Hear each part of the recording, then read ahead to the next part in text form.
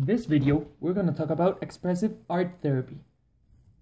This video is made by Ana Maria Alvarado, Daniel Atuesta, Maria Paula Martinez, and Juliana Vargas. So, what is art therapy? Art therapy is the discipline specialized in going along with the client, facilitating and enabling a meaningful change in the person. This is accomplished by using several artistic ways. Paying attention to the person's creative findings, the art pieces that the person produces, the answers and questions that come out of the process is a key part of the therapy. The professional practice of art therapy is supported by art knowledge and practice, also by the study of human development and psychological theories. In this section of the video, we're going to give you the description of art therapy. To begin with, it's the use of sources and techniques of plastic arts, as well as paying attention to the creative process and the final piece of art with a therapeutic background. It gives an opportunity to the patient's inner world, feelings, emotions, and thoughts to become forms, figures, movements, and colors, so we can be aware of them in a visual way. Art therapy uses art media, images, and the creative process respect patient's client responses to create products as reflections of development, abilities, personality, interests, concerns, and conflicts. It is a therapeutic means of reconciling emotion conflicts, fostering self-awareness, developing social skills, managing behavior, solving problems, reducing anxiety, aiding reality orientation, and increasing self-esteem. When we create an art piece, we are working and stimulating the right side of the brain, which is the synthetic, imaginative, intuitive, and emotional side. It is important to observe all of the process of the piece of art. And once it's finished, help the person to verbalize the meaning she or he has. Images and colors have a deep meaning for the person who produced them, even though at the moment she or he might not be aware of it. So the art piece will be revealing content that at first was hidden. Will be discovered by the person when those images have taken place. Also, talking about the process of creation and the piece of itself helps the person to get to discover new elements. Shapes, colors, volumes, and other marks will be used then for the therapy. They allow us to go deep from a different level of understanding, and they help us providing the space and the opportunity for answers to start appearing. The artistic work helps the patient to understand and realize that there are things that really belong to him, like this masterpiece, and that those things are originally part of themselves. They can express fantasies, doubts, taboos, fears, and other things. This eases the integrating and personal process, which is also facilitating the work in therapy. The background of art therapy. To begin with, it was the psychoanalysis and the discoverment of the unconscious. Art is the tool that allows us to access the unconsciousness because it is drawn and images that are the language of the unconscious. In this way, the hidden, conflicted, and blocked contents can be expressed and be recognized, comprehended, and accepted. The Gestalt therapy takes into account and believes in the human capacity to reflect inner problems in an artistic way. It gives tools to the patient in order to make changes and increase personal growth by using artistic material. They needed new ways of treatment, another perspective of communication in therapy. This is why they developed psychotherapies, such as art therapy. Let's talk a little bit about history. In 1942, Adrian Hill used the term art therapy to refer to a process that he observed in himself and the others in the hospital by which a sick person could increase its personal wellness. In 1946, publication of Art and Generation by Marie Petier, in which it appears for the first time a reference to a specific formation in art therapy.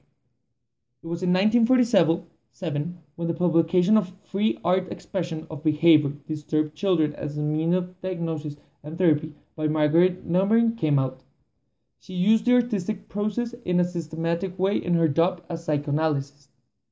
In 1950, Edith Kramer started working as an art therapist with children in Wilczek School in the United States.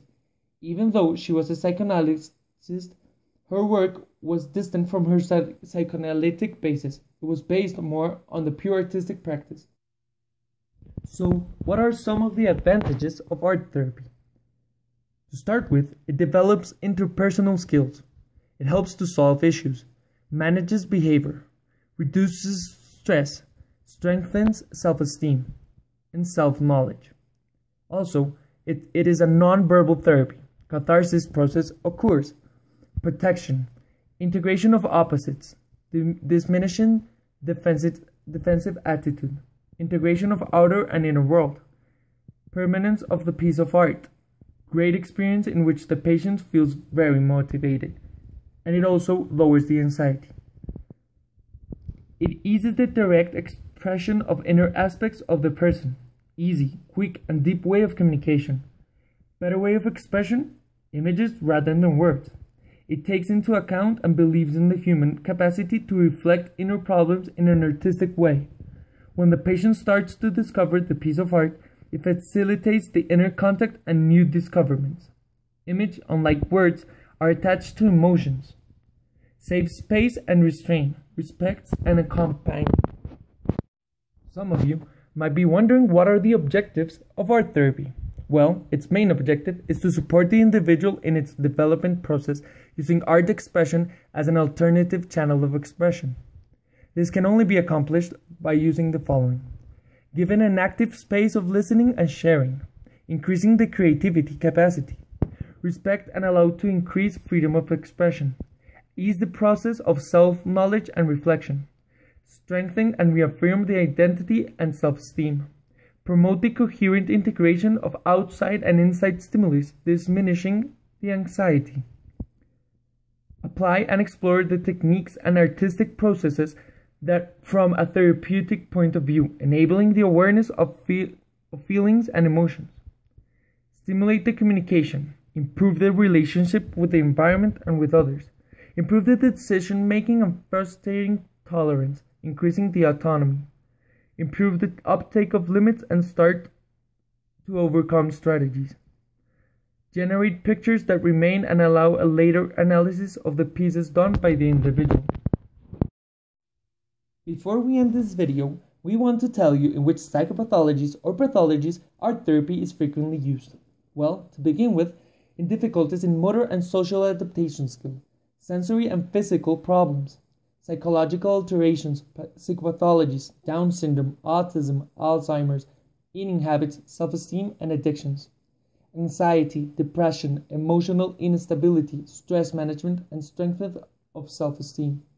Also, patients with terminal diseases may be enrolled in this therapy.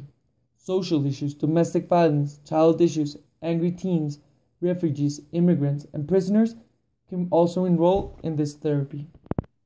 We hope you liked our video and that you got to learn a little bit about art therapy. To end the video, we want to leave you with a quote by Frida Kahlo. It is an impressive example of the fact that a difficult disease has a great influence in our lives and in our creative activity. One can get used to many things, but not to the pain, especially when it is persistent. Thank you very much for listening and paying attention to this video.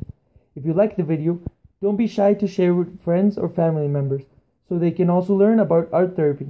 And who knows, maybe in a further future you can be using art therapy for yourself or for someone you know. Have a great day.